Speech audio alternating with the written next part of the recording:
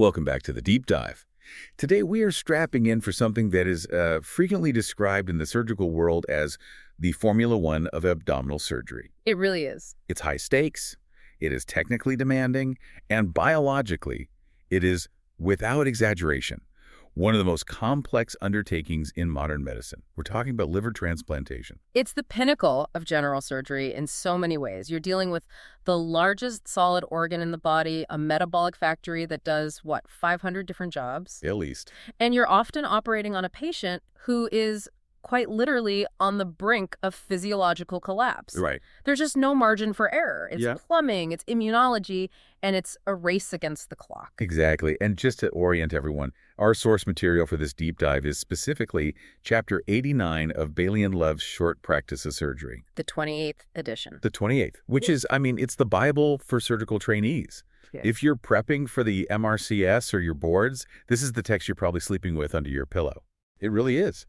But I do want to make a clear disclaimer right up front.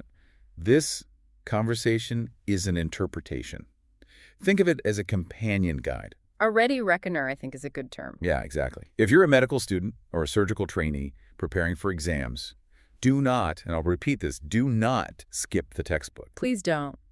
You need to read the actual chapter for the fine print, the diagrams, all the nuances. We're here to help you grasp the core concepts so that when you do read it, it all just clicks into place. Precisely. We're building the mental framework today. We're laying the foundation. You have to go back and fill in the bricks with the text itself. So here's our roadmap. We're going to break this massive topic down into 5 manageable sections to help structure your revision. Good. First, we need to understand the who, the How to rank indications. the liver. Second, the supply chain. Where do these organs actually come from? Third, the how, the nuts and bolts of the surgery itself. Fourth, the danger zone complications. And finally, a look at where this field is heading. A logical flow. From the patient selection, to the graft, to the table, to the ward, and then to the lab. Let's jump straight into section 1 then. The who and the why.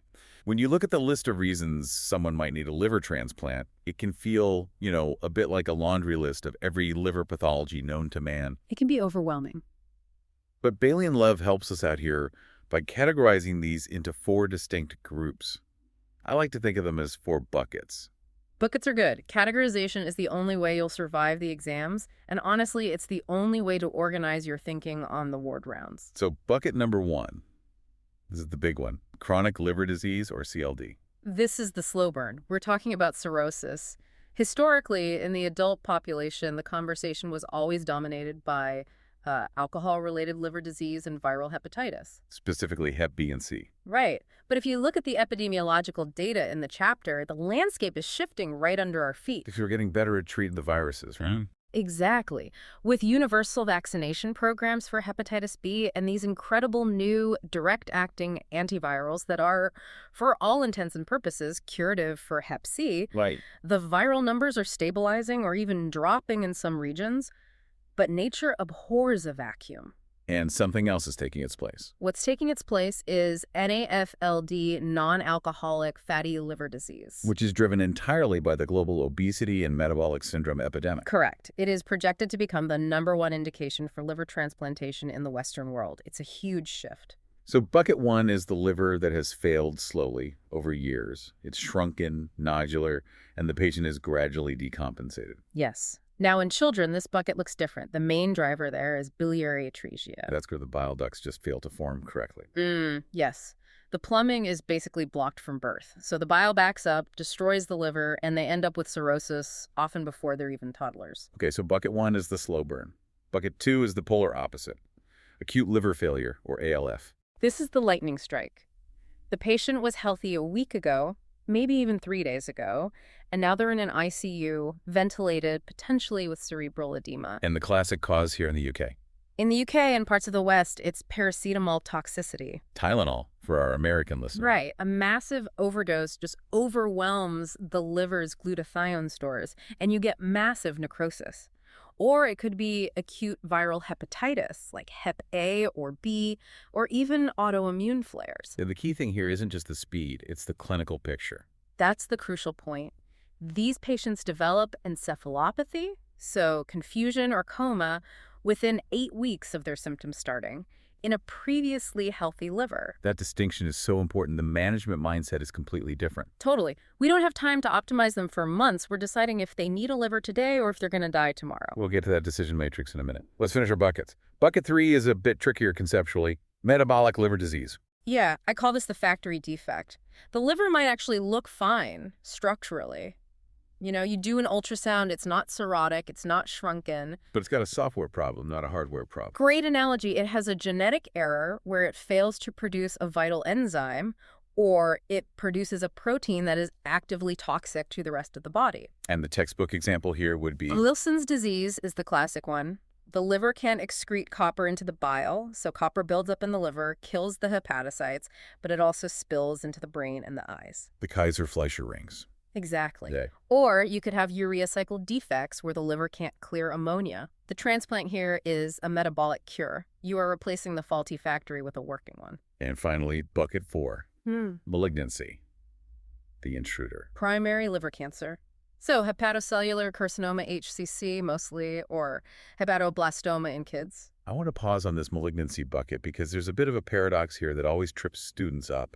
Generally speaking, in transplant oncology, if someone has cancer in an organ, we don't transplant it. We might cut it out, sure, but we don't usually give them a new organ and then pump them full of immunosuppressants. It sounds totally counterintuitive, doesn't it? It does. Because we know the immune system is our primary defense against cancer cells.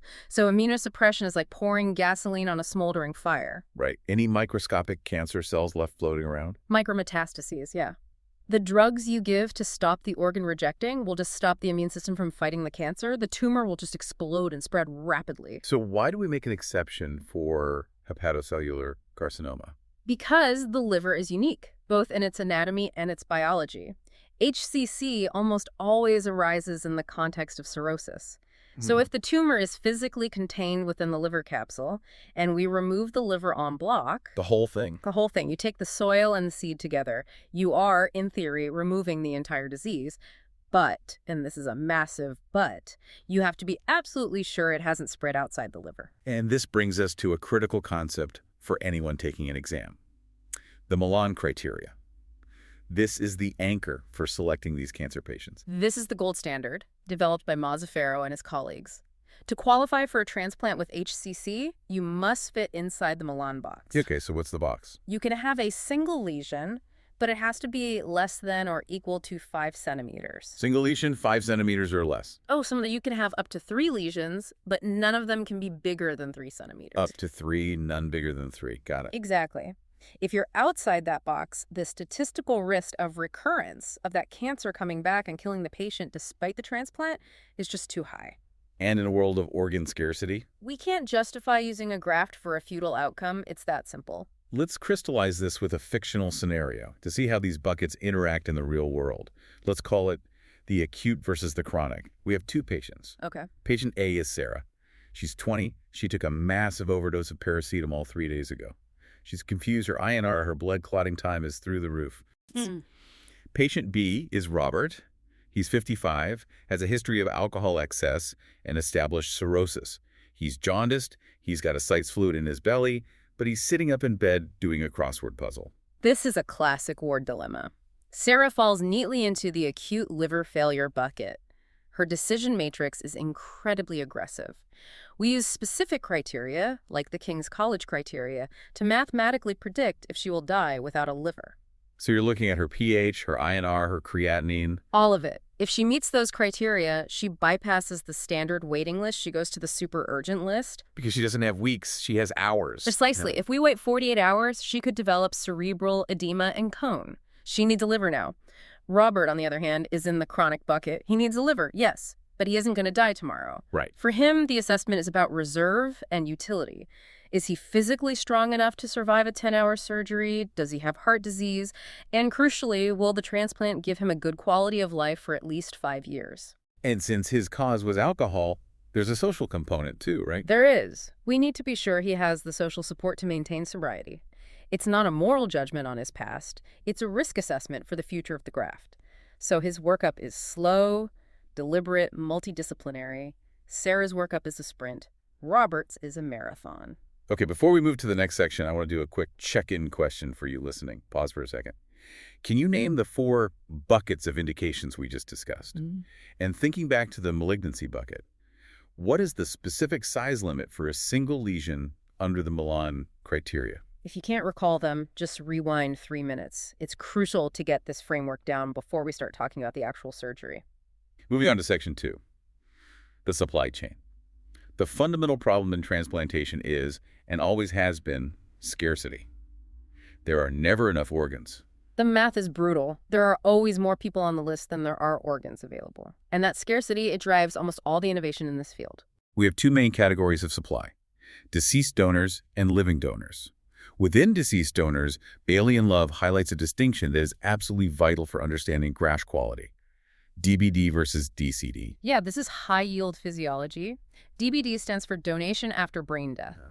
This is the standard scenario we usually think of. The patient has suffered a catastrophic brain injury, a bleed or trauma, and is brain dead.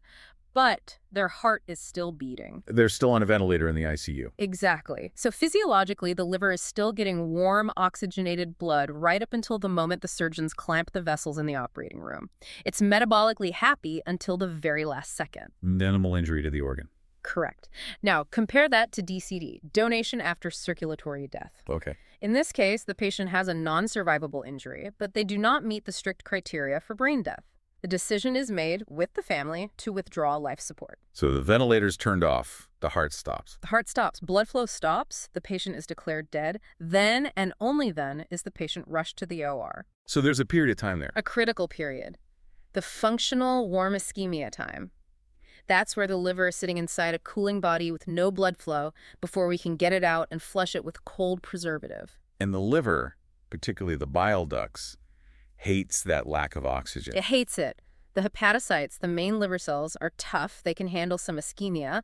But the biliary epithelium, the lining of the bile ducts, is incredibly sensitive to hypoxia. So DCD livers come with a higher risk. A much higher risk of biliary complications down the line, strictures, leaks. We call these extended criteria donors. But because we're so short on organs, we use them anyway. We have to. In the UK, DCD accounts for, 20 to 30% of transplants now. It saves lives, but we have to be selective about who we give them to.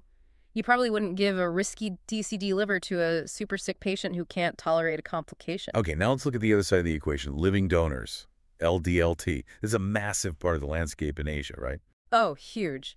In parts of the Far East, Japan, Korea, Taiwan, and South Asia, cultural or religious beliefs often limit deceased donation. So over 90% of transplants there are living donor. And in the West? Much less common, maybe 5–10%, but it's growing because the waiting lists are just so long. So if I want to donate to my brother, you don't take my whole liver, you need me alive. We take a piece. And this relies on the incredible segmental anatomy of the liver, the Kuhn's segments. The liver is divided into 8 independent segments, each with its own blood supply and drainage. So you can carve it up. You can. If it's an adult donating to another adult to give your brother enough liver function, I usually need to take your right lobe. That's segments 5, 6, 7, and 8. That sounds like a lot. It is. That's about 60 to 70% of your total liver volume. Wait, I'm giving away 70% of my liver? That sounds incredibly dangerous for me, the donor. It is a massive undertaking. The donor mortality risk is, real statistics vary, but it's roughly 1 in 300 to 1 in 500 for a right lobe donation. You're taking a perfectly healthy person and subjecting them to a major hepatectomy. But the liver grows back. It regenerates. It's the only organ that does. Within a few weeks, both your remaining 30% and your brother's new 70% will have grown back to near normal size. It's an amazing piece of biology. And if it's an adult donating to a child, say a parent to a baby with biliary atresia, it's less aggressive. Yes, much. In that case, we take the left lateral segment. That's just segments 2 and 3. It's smaller, much safer for the donor, and it fits perfectly into a small child. There's some specific math involved here, though, regarding size matching. You can't just put any piece in anyone. Correct. You can't put a tiny engine in a big truck. It'll just burn out.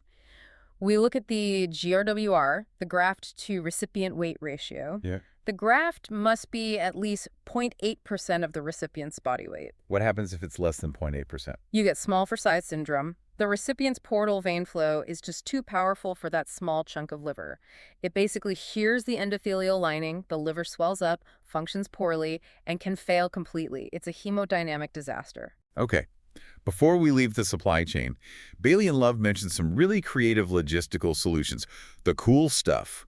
Let's talk about the split liver. Ah, this is brilliant efficiency. Imagine you have a deceased donor who is young and healthy. A perfect liver. A prime organ. Exactly. Instead of giving that whole massive organ to a small adult who doesn't need all that mass, we split it on the back table. We essentially perform a living donor operation on the cadaveric organ. So you give the big slice to an adult? The right lobe, yes. And the small slice, the left lateral segment, to a child on the waiting list. One donor, two lives saved. It's the pizza metaphor. If the pizza's big enough, share the slices. What about the domino transplant? This one always blows my mind. It is a fascinating concept. Let's go back to the metabolic bucket for a second. Say you have a patient with amyloidosis. Right, the factory defect. Exactly. Their liver produces a misfolded protein that over maybe 20 years ruins their nerves and heart. But the liver function itself, cleaning toxins, making bile, clotting factors, it's perfect. So they need a new liver to stop the protein production. But their old liver is mechanically sound. Precisely. So we give the amyloid patient a brand new healthy liver, Mm. but instead of throwing their old liver in the bin, we transplant it into an elderly patient, say someone in their 70s with liver cancer who might not qualify for a prime organ. Why on earth would the elderly patient want a liver that causes amyloidosis? Because the amyloid protein takes 15 or 20 years to cause any real damage. The elderly recipient will likely pass away from natural causes or other issues long before that bad protein becomes a clinical problem. Wow. But in the meantime, they get a perfectly functioning liver right now that cures their liver failure or their cancer. It's like giving a coat with a slow broken zipper to someone who only needs it for a short walk. That's a great analogy. It maximizes the utility of every single organ we get. And lastly, for this section, the auxiliary transplant, or APULT. This is usually for acute liver failure. We don't remove the whole native liver. Right. We take out part of it, maybe the left lobe, and we stitch a piece of a new liver alongside it. The new piece acts as a crutch or a bridge. It keeps the patient alive while their own liver, Has a chance to regenerate. because it's the only organ that can. Once the native liver heals, we can stop the immunosuppression, and the auxiliary piece just sort of withers away. It's incredible biological engineering. Okay, let's move to section 3, the surgical technique. We've got our patient, we've got our graft, now we have to put it in. This is the plumbing and puzzles section. First off, visuals.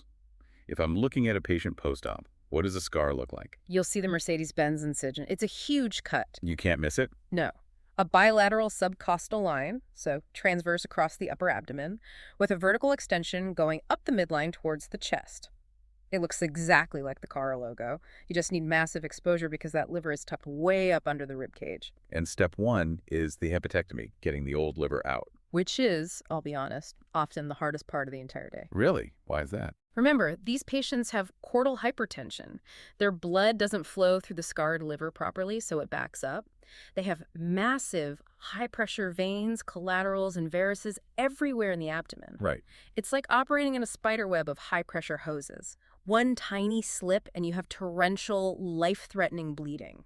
So you fight through the adhesions, you mobilize the liver, and you get the old one out. Now we have to put the new one in. Baily and Love describes 2 main ways to handle the blood flow during this swap: the classical technique and the piggyback technique. And this is crucial for understanding the hemodynamics of the operation. So what's the difference? Well, in the classical technique, the old way, you clamp the vena cava, the massive vein carrying all the blood from the lower body back to the heart above and below the liver. You actually cut a section of the cava out with the liver. But if you clamp the vena cava, The blood from the legs and the gut can't get back to the heart. Your venous return drops to almost zero. which means your cardiac output drops, the blood pressure crashes. It crashes hard. To manage it, you need venovenous bypass. You stick huge cannulas in the femoral vein, in the groin, in the portal vein, run the blood through a pump machine, and pump it back into the jugular vein in the neck. You're creating an external highway for the blood. Exactly. It bypasses the abdomen entirely. It works, but it's complex. It requires extra anticoagulation, and it cools the patient down. So the piggyback is this upgrade. Yes, technically it's called cave preservation. It's the modern standard. Instead of removing the recipient's vena cava, you leave it there. You carefully dissect the liver off the front of the vena cava, tying off the little short hepatic veins as you go. Okay. Then, when you put the donor liver in, you sew the donor liver's cava onto the front of the recipient's cava. So the new liver literally rides on the back of the old vein. Piggyback, exactly. The beauty of this is that the recipient's vena cava stays open the whole time. Blood keeps flowing from the legs to the heart. So no need for the bypass machine. Not usually, no. The patient is much more stable hemodynamically. It's a game changer. Okay, so the liver is mechanically seated. Now we have to connect the pipes. There are 5 connections, and the order matters. The order is critical. It dictates the stability of the graft. First, the suprahepatic cava, the top connection. Top first. Second, the infrahepatic cava, the bottom connection. Now the liver is anchored.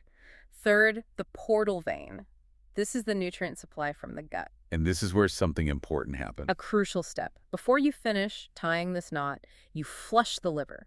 You run blood through the portal vein and wash out all the cold preservation fluid, which is full of potassium, out of the liver and into a suction bowl.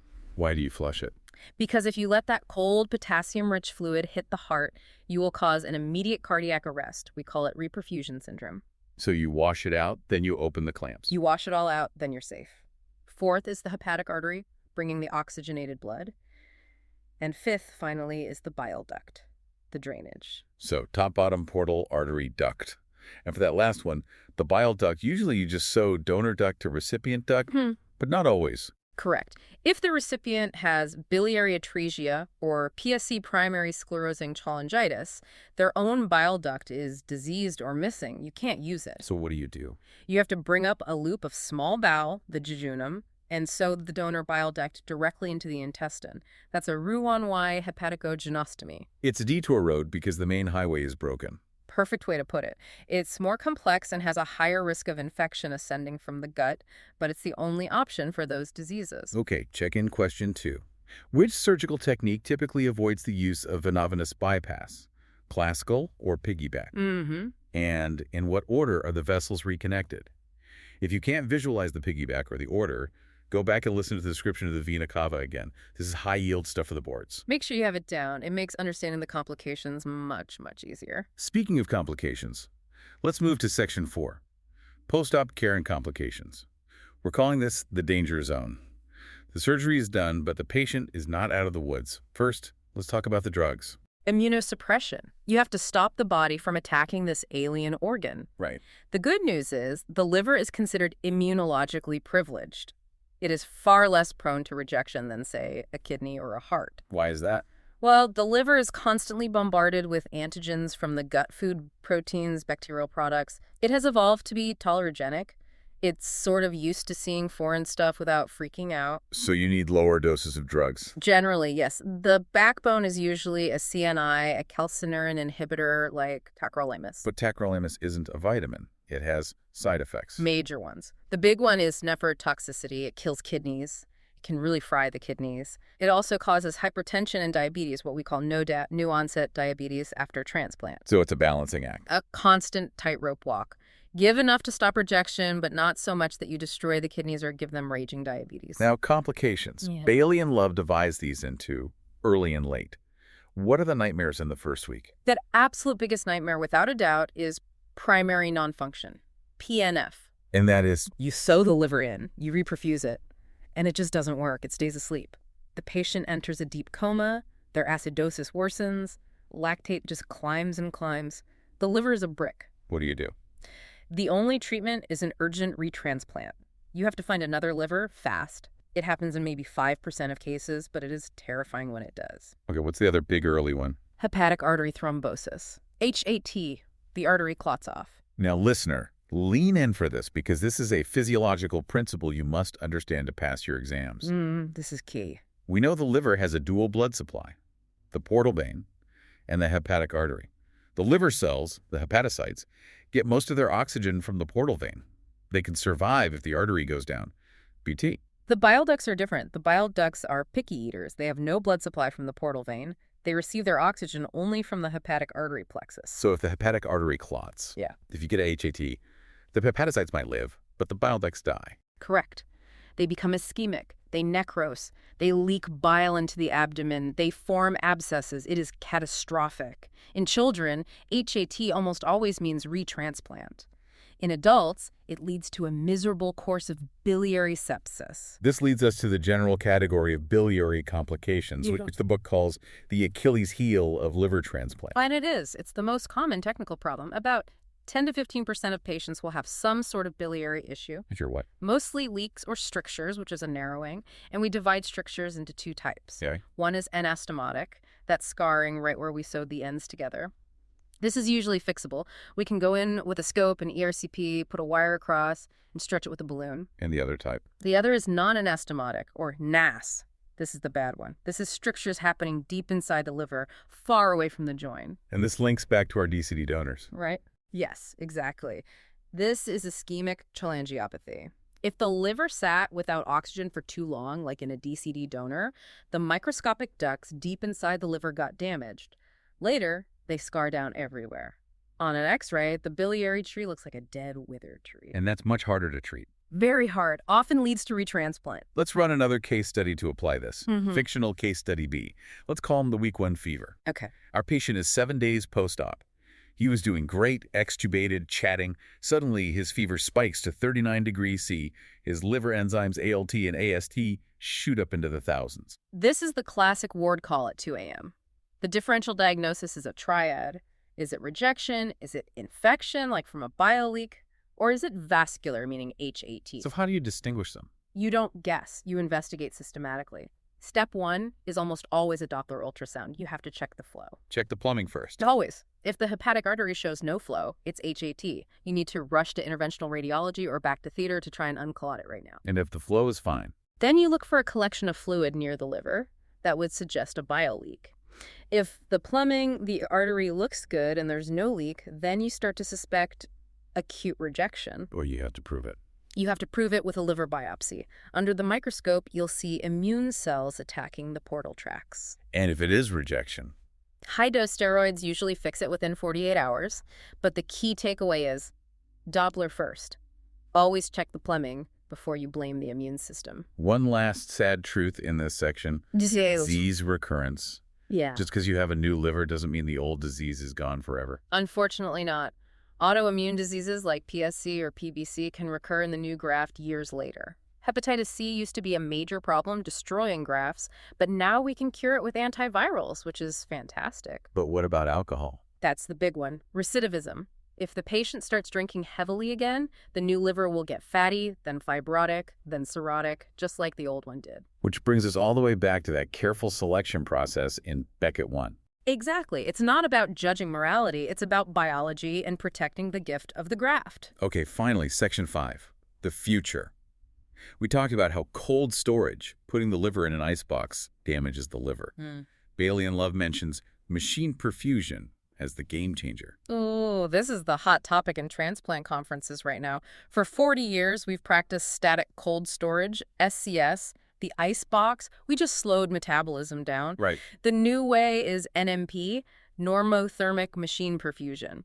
We put the liver on a machine that pumps warm, oxygenated blood and nutrients through it. The liver is essentially alive and functioning on the benchtop. It's like a test drive. Precisely. If I'm offered a marginal liver, maybe it's fatty, maybe it's from an older donor, I don't have to guess if it's going to work. I put it on the machine. And you can see. I can see, is it making bile? Is it clearing lactate? If it passes the test, I know it's safe to implant. If not, I discard it. It takes the gambling out of the equation. And for those DCD livers we were so worried about, There's NRP, normothermic regional perfusion. We can hook the donor's body up to a machine before we even take the organs out to restore blood flow and repair that warm ischemia damage in situ. wow. It's transforming the quality of these grafts. We are seeing outcomes from DCD livers that look almost as good as DBD livers now. It's a revolution. So we're moving from just preserving organs on ice to actively repairing and assessing them on machines. We are turning marginal organs into good organs. It's how we're going to solve the scarcity crisis until, bioengineering takes over completely. Which brings it to the end of our roadmap. Let's do a quick recap of the journey. We covered the 4 buckets of indications: chronic, acute, metabolic, and malignancy, and the Milan criteria anchor. Right. Then we navigated the supply chain DBD versus DCD and the living donor math, where the graft must be greater than 0.8% of body weight. Mm-hmm. We visualize the Mercedes-Benz incision and the vital importance of the piggyback technique for hemodynamic stability. And we warned you about the Achilles heel, the biliary tree, and the dreaded HAT, which kills the ducts. That's the core of it. So here's a final provocative thought for you to chew on. Baily and Love mentions growing livers in the lab as a future prospect. If we solve the supply chain with bioengineered organs, if we can print a liver on demand, how does the ethics of transplantation change?